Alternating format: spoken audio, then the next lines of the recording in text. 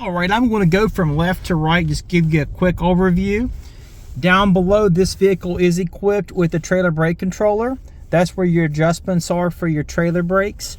This above here is going to be your instrument panel dimmer, which dims the brightness of your instrument panel.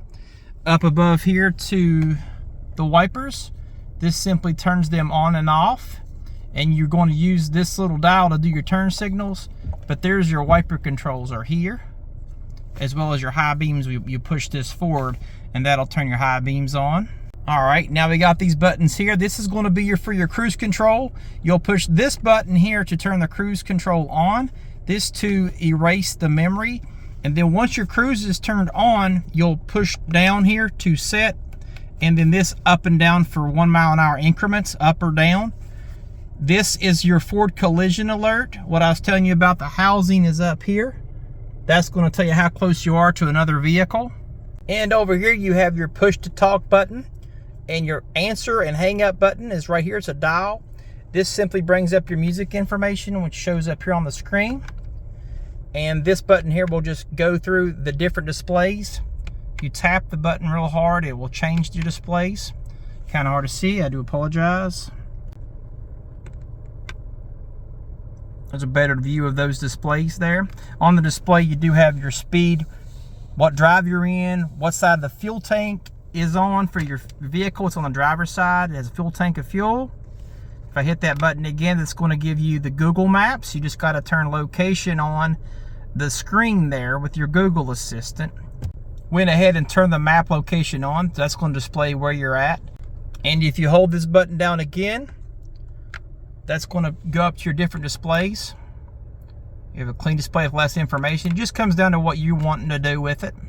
If you want a lot of stuff showing or a little bit, or the map showing, that's what that will do. Next button, of course, is your start. To start the engine, you'll put your foot on the brake and push the start button. Same thing to turn it off, push your foot on the brake and turn stop. That turns the engine off. There's your volume and turns your radio display on and off. If you hold down, it will display your time, the temperature outside, but the screen's off. One thing that will be different from your other Colorado is the location of the headlights. They're on automatic, but if you want to override that, you will push that to the lights you want to do, or parking lights, which are there. All right, now we're on your home screen. As I was saying, the vehicle status, you can check out your Colorado here in this display when it loads up. You can spin the truck around. It'll tell you different components of your vehicle. You have your overview here. You can spin this truck around and you can zoom in on it. It'll show you what each component is, your battery life, those things. You can check your tires and brakes. It'll show you your pressures and your brake pad life, which is super nice. Your fluid and filters, when to change your oil. All these good things in your trip. So these are all menus you have access to on here. You'll push this little home here, little house looking button there to go back to the home. If you want a shortcut to the cameras, you do have the surround vision on this model. This will just cycle through the views you want to change them to. Pretty neat. And of course your Amazon Alexa, if you have one of those set up at your house, you'll just follow the directions on how to use this Amazon Alexa down through the sign in here.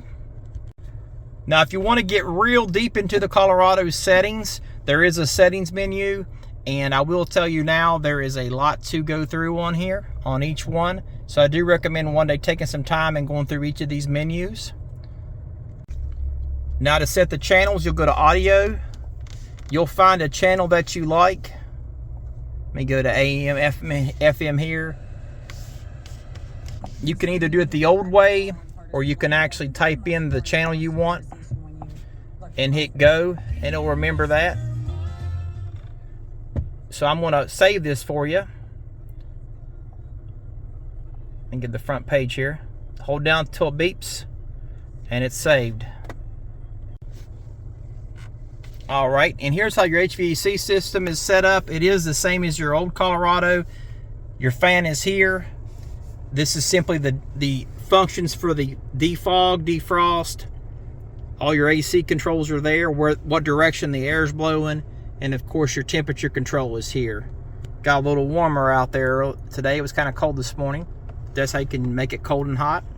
Right below there is your auto stop. You're like, what is that? That's going to turn your auto stop off. If you're at a light or at a stop sign, drive through, the engine will turn off. It doesn't always work that way. If you need the engine, it will not turn off.